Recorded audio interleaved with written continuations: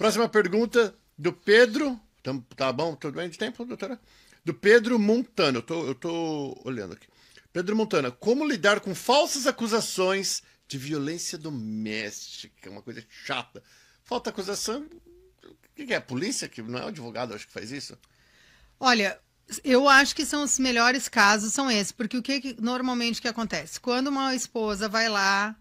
É chato, mas quem acusa de violência doméstica é que tem que provar.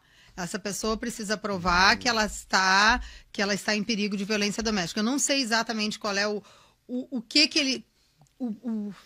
qual seria o porquê que ele está fazendo essa alegação. Tem várias formas que isso pode vir. Por exemplo, uma mulher que vai na corte e faz uma petition for injunction against domestic violence, uma petição para uma medida protetiva contra violência doméstica.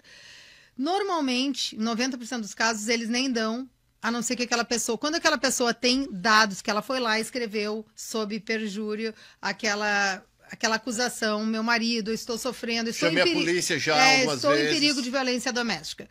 90% dos casos, eles não vão dar nada e vão dizer... porque... É difícil de provar, mas quando aquela pessoa mostrou pra corte... Chega lá com a cara inchada. Com a cara inchada, etc., police report, etc., eles vão dar e vão marcar um hearing que tem que acontecer em até 15 dias. Uma audiência para ouvir. Então vai lá, o oficial vai servir, né, citar o marido e vai dizer, fulano de tal, tu tem aí 15 minutos para arrumar tuas coisas e sair dessa casa porque ela tem uma medida protetiva contra ti. E aí em 15 dias vai ter que acontecer uma audiência e normalmente ele leva um advogado para provar. Se aquelas acusações forem falsas, aquela injunction vai cair. Mas eu acho até injusto. Eu acho bem injusto porque ele passou 15 dias sem poder chegar perto da casa dele. E aí chega lá na audiência. Quando me contratam, normalmente eu pergunto para a pessoa: aconteceu? Aconteceu, não aconteceu, todas essas acusações são falsas. Eu falo, então tá, então segura os 15 dias e a gente vai lá e naqueles 15 dias a gente consegue derrubar aquela injunction. Mas é muito injusto, porque nesse caso aí é muito também difícil de fazer. O cara me pagou um dinheiro para ir lá naquela audiência, derrubar aquela injunction, provar para aquele juiz que aquilo não aconteceu e ele não vai ter que me pagar de volta. Desculpa, a pessoa que acusou não vai ter que pagar de volta. Nesses casos não tem o attorney para pagar. Mas aí eu posso ir com um processo separado. Eu tive uma juíza que gritou comigo e disse que não ia dar e ficou furiosa comigo. Foi uma acusação de uma pessoa que tinha uma injunction, uma acusação bem grave e ele estava no Brasil. Qual é o perigo que ele posa para uma pessoa se ele está lá no Brasil? E foi tudo feito online, a gente conseguiu derrubar. Ela já tinha uma injunction definitiva e eu fui lá e mostrei que aquilo lá não aconteceu e ela não tinha esse perigo. E essa mulher ficou brava comigo, essa juíza, muito brava. Não foi aqui em Orange.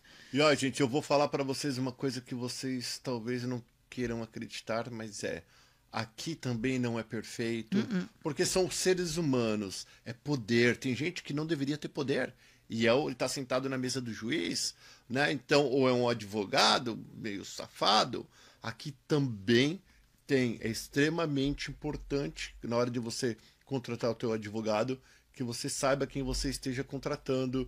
E o advogado, às vezes, vai falar coisa que... Eu sei porque a gente conversa bastante, que o juiz falou ou fez, mas está errado. Está errado, mas uma hora que o Batman lá, o homem da capa preta, bateu um martelinho... Aí não adianta peitar, porque você só vai perder. E às vezes o teu advogado... Você me corrige, doutora, por favor. Às vezes vai falar, deixa quieto, porque senão você vai gastar mais e não adianta. Não adianta querer bater de frente com alguns juízes. E aqui é condado, cada condado tem teu jeitinho, tem os condados redneck, tem de tudo. Tem. Não é verdade, doutora? Tem de tudo aqui. Tem de tudo. E a melhor coisa que é o que eu sempre digo para as pessoas. Hoje eu aprendi que eu não vou para uma audiência... sem court reporter, que é aquela pessoa que tá. Que também tem que pagar. Tem que pagar separado. Isso não é o custo do advogado, é o custo de tudo aquilo que acarreta para você ter um bom resultado. Porque o juiz, ele vai cuidar muito o que ele fala quando ele tem uma pessoa ali. Porque aquela transcript e a maneira com a qual eu posso recorrer acima dele. Vocês entenderam? Então não são todas as audiências que tem a pessoa datilografando ali. Não, isso é algo que a gente tem que levar. Em casos criminais e em casos de violência doméstica, sim, você vai ter o transcript disso sempre. tem alguém lá, a corte vai te colocar à disposição. Em caso de violência doméstica, em caso criminal, eles vão te colocar, inclusive, um intérprete. Agora, numa briga de marido e mulher, brigando por causa de bens, brigando por causa de custódia de filho, não. Se eu quero aquela pessoa digitando tudo, eu tenho que levar. E se eu quero um intérprete, eu também tenho que levar. Então, são tudo isso custos que se acrescentam no processo. Mas a minha experiência diz que um juiz é totalmente diferente quando ele tem aquela pessoa ali.